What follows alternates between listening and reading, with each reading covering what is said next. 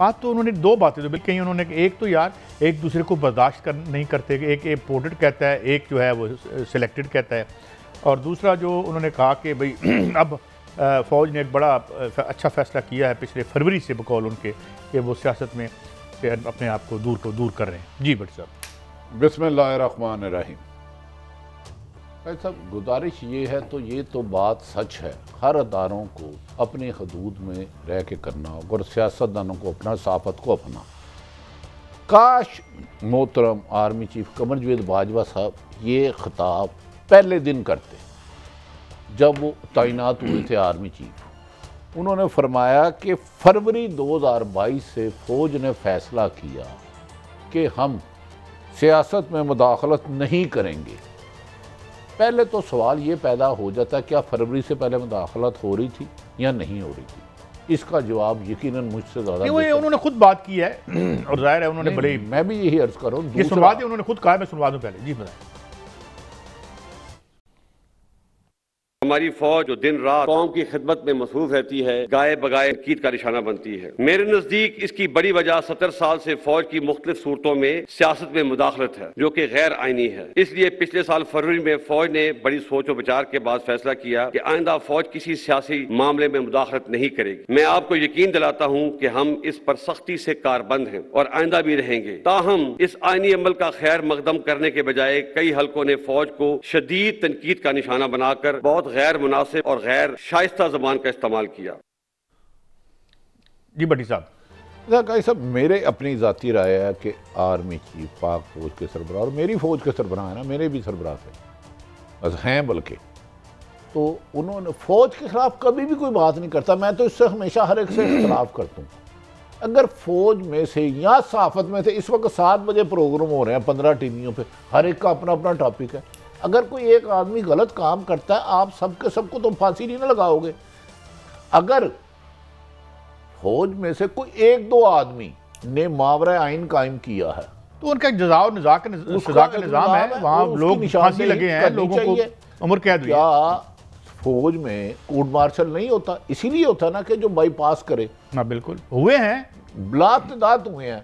तो मेरे ज़ाती ख्याल में ये फैसला मैंने अर्ज किया ना, काश पहले करते। इन्होंने खुद सवाल छोड़ दिया कि फरवरी में फैसला किया कि फौज सियासत। अच्छा भट्टी साहब, आप मुझे ना डेविल्स एडवोकेट बनने दें। मुझे आखिरी एक सेकंड, लेकिन मैं ये यकीन से कहता हूँ, पाकिस्तान की कोई भी सियासी जमात हो, आम शहरी हो, कोई भी आदमी हो जो पाकिस्तान का मोहब्बत करता है, वो फौज के खिलाफ ना था, ना है, ना हो सकता है।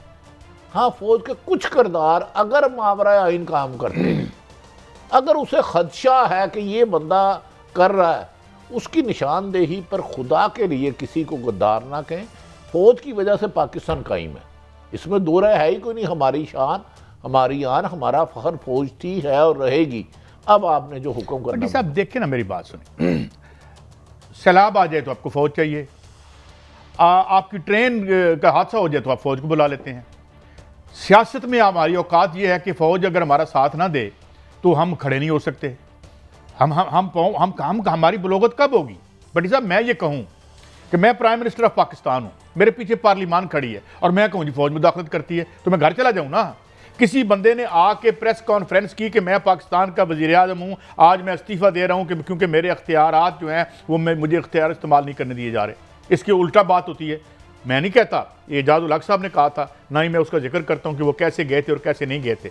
हमारे पंजाब के 3 दफ़ा के जो CM हैं और आज जो वज़ीर आज़म, उनके बारे में कहा जाता है कि वो पहले खुद उधर जा रहे थे। तो ये जो पुश तो चलो हुआ, पुल का जो फैक्टर है। कादी साहब, उन्होंने खुद आज कमर जावेद बाजवा साहब ने मान लिया पिछले 70 सालों में डायरेक्ट और इनडायरेक्ट फौज मुदाखलत करती रही।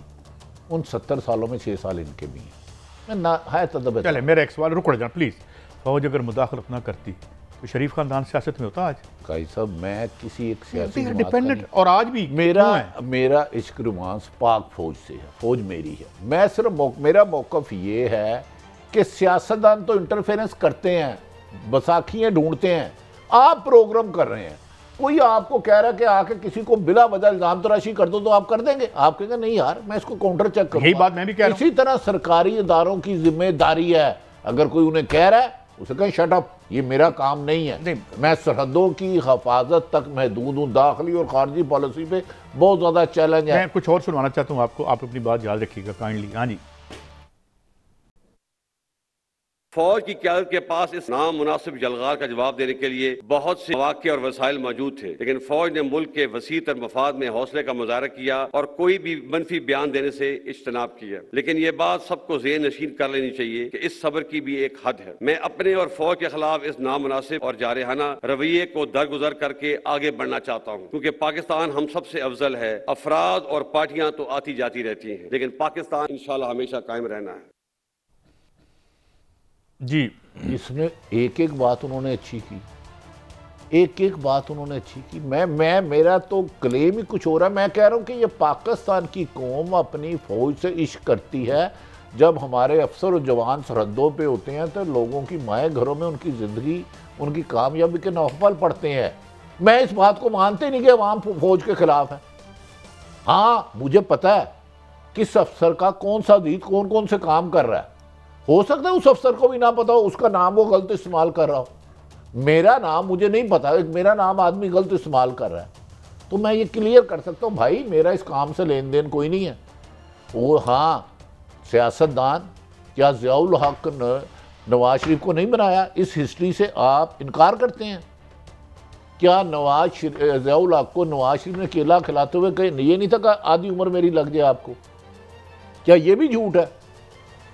क्या गैर जमाती इलेक्शन ज़ियाउल हक साहब ने, अल्लाह ताला उन्हें दर्जात बुलंद करे, जब बनाया और कहा मैं ऐसे 5 गैर जमाती इलेक्शन कराऊंगा, क्या ये भी झूठ है? क्या इसी पंजाब असम्बली में जिन सियासतदानों को आप कह रहे हैं, उन्होंने कहा हम वर्दी में मुशर्रफ को 10 साल दोबारा मुंतखब करेंगे? ये देखें कादी साहब, दोनों तरफ से गलतियाँ होती हैं, हमसे भी गलतियाँ होती हैं, हमें कोई हक नहीं। ये तो फौज है ना, एक रजाकार के बारे में भी नामुनासिब लफ्ज़ इस्तेमाल करूँ, मैं तो उसको तस्लीम कर रहा हूँ, लेकिन ये क्यों अपनी ज़ात तक रख रहे हैं? फौज में आपके 3-4 मेरे अजीज हैं, 5-10 आपके होंगे। फौज कौन सी है? अवाम में से ही है ना। फौज आती कहाँ से है? तो यार हम में से ही है ना। आपकी फैमिली में नहीं है, मेरी फैमिली में नहीं है।